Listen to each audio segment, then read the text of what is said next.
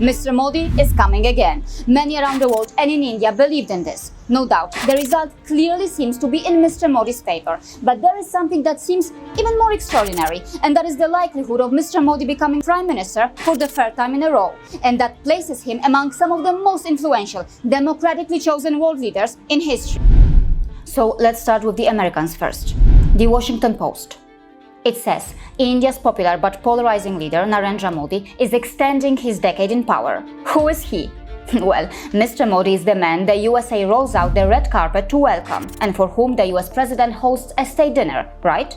The article talks about advancing Hindu nationalism in India, and to many this may sound quite ironic, especially when it is the USA where Christian nationalism is a way of life, regardless of the political party that comes to power. Don't forget, it is the USA that is a major source of radical Christians who seek total evangelization of the world. More about that in this episode, a must-watch.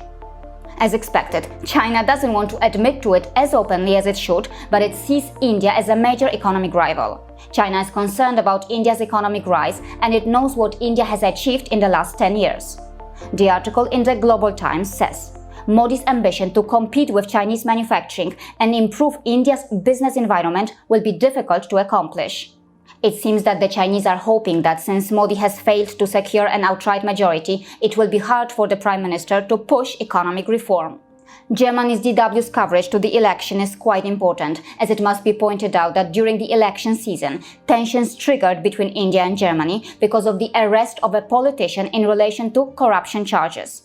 In Turkey, TRT World published this. As expected, the article focuses on the Ram Temple, and it even calls the Faizabad constituency a controversial district. From Pakistan, this article from Dawn says this about Modi. Using terms such as anti-Muslim and anti-Pakistan, it claims that a third term for Modi could destroy India's secular identity and democracy altogether. And Indians, pay attention to this. The Pakistani newspaper's article clearly says this. Modi's victory, even if diluted, is certainly not a good omen for Pakistan. Quite strangely, the Pakistani newspaper also published these pictures.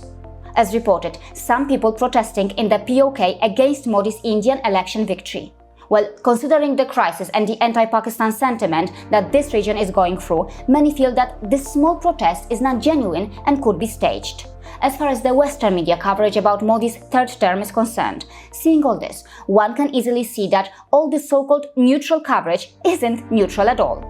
These powerful foreign players seem to have decided what is good for India, what is good for Indians, who Indians should have voted for, and which leader is good for India. As Mr. Jaishankar observed earlier, the Western press seems to think they are also political players in our election.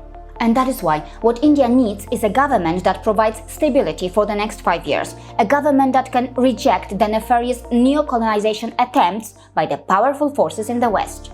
There is no democracy in the world that is perfect, but in this election, the people of India have given a solid response to those who deceitfully vilified India with labels such as electoral autocracy and one-party state. India's vibrant democracy, with its numerous political parties, is breaking records as claimed here.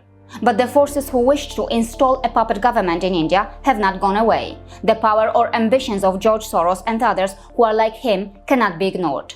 In 2029, India will have to be more careful to deal with all the external forces who may wish to influence India's elections. The West's deceitful geopolitical maneuvering seems quite strategic, and yes, on occasion, its fine-tuned machinery works very well.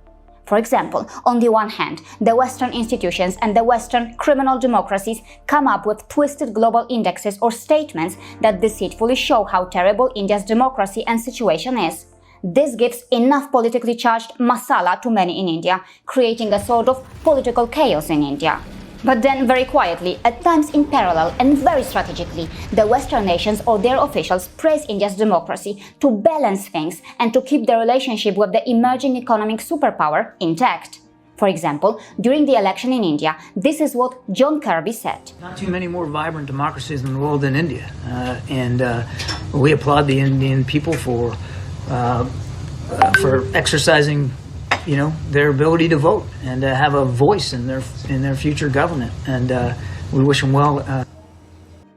It also seems clear that the power of social media, and particularly content creators with big outreach, cannot be taken lightly, as they have the power to influence the election outcome in any country.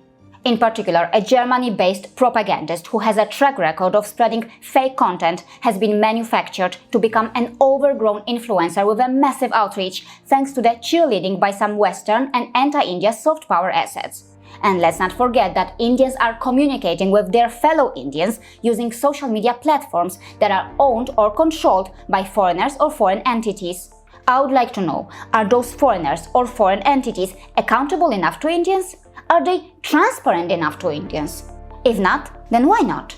Would Americans like it if a foreign-owned social media platform that has a mysterious hidden algorithm became a main player for Americans to communicate with their own countrymen during their election? I was born in Europe, but I decided to make India my home, and it was a good decision. The world's largest democracy has not disappointed me. What I can see is that, regardless of the negative propaganda and vilification that India faces from its enemies, in many ways, India's democracy is a role model for the world. Now, a quick update regarding the difficult situation we have been facing after I exposed the fake content of a Germany-based propagandist. It is clear that the threats that we have received involve someone who seems to be highly radicalized, and the matter appears extremely complex. Without timely intervention from a high-ranking official, the outcome of any investigation may suffer. That is why we urgently need to meet a senior official in India. Our experience with junior police officers in India was not very promising.